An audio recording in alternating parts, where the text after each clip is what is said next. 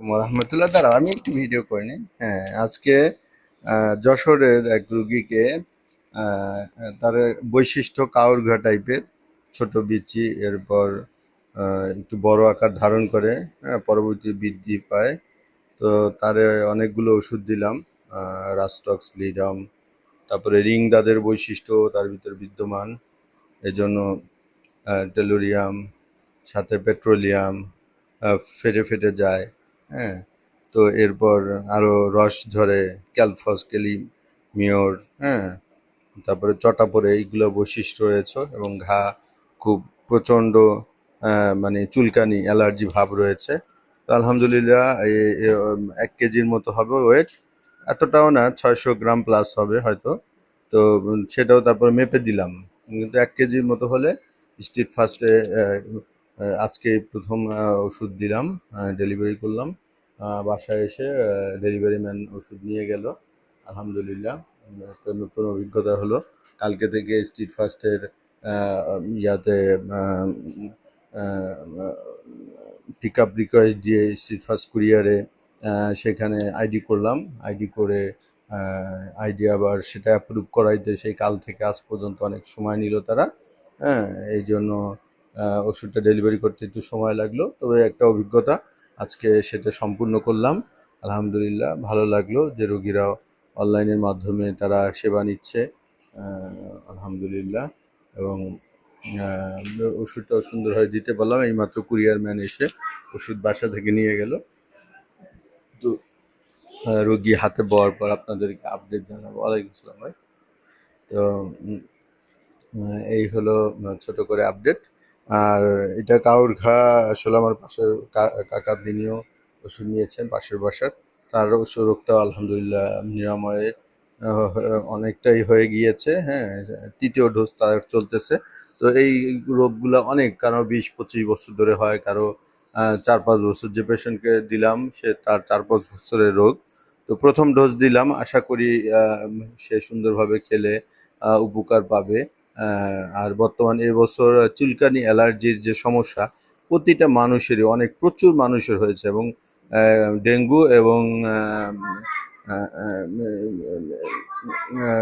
এই জাতীয় যত জ্বর আছে, হ্যাঁ ও দেখেছি দেখেছি, এই জাতীয় যত জ্বর আছে, জ্বর হওয়ার পর হাত পায়ে ব্যথা, চিকুনগুনিয়া, চিকুনগুনিয়া জ্বর হওয়ার পর দেখা যায় ওই সময় হয়, পরবর্তীতে হয় হাত পায়ে প্রচণ্ড রকমের ব্যথা, হ্যাঁ, কোমরে ব্যথা, শরীরে সর্বাঙ্গে ব্যথা।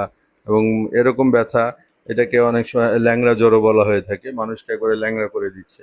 তো এই রোগটা এবং এই অ্যালার্জি রোগটা বর্তমানে এবছর অনেক ব্যাপকতা লাভ করছে।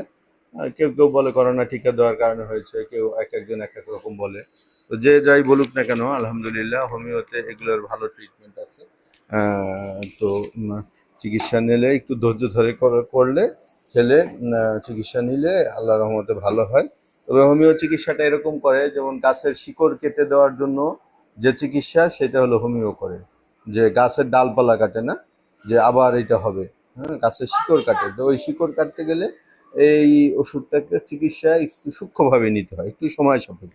হ্যাঁ, কিছু রোগ আছে সেগুলো র্যাপিডলি সেটা সমাধান হয়, চলে যায়, ভালো হয়।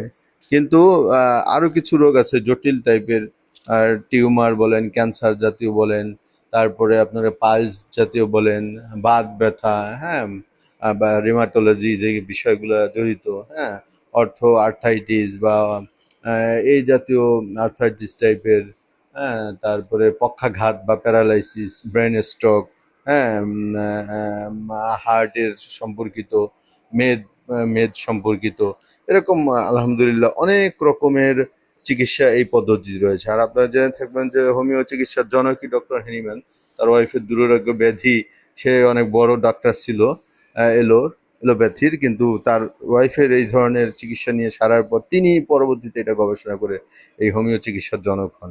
যাই হোক, আলহামদুলিল্লাহ ওষুধটা দিতে পেরেছি এবং তারা এসে নিয়ে গেল। হ্যাঁ, এটা যদিও 4টার ভিতর ডেলিভারি দিতে হয়। এই যে আমার পেশেন্ট, তার অ্যাড্রেস দিয়েছে চৌগাছা, যশোরে। তো পিয়াল হাসান।